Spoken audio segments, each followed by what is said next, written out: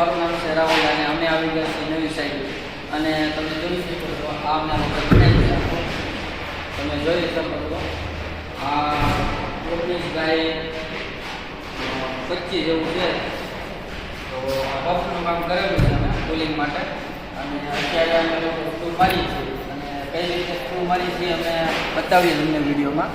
તો ચલો ભાઈ.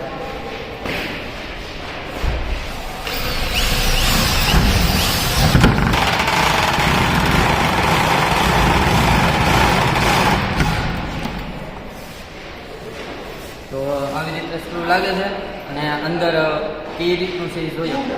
અંદર દેખાય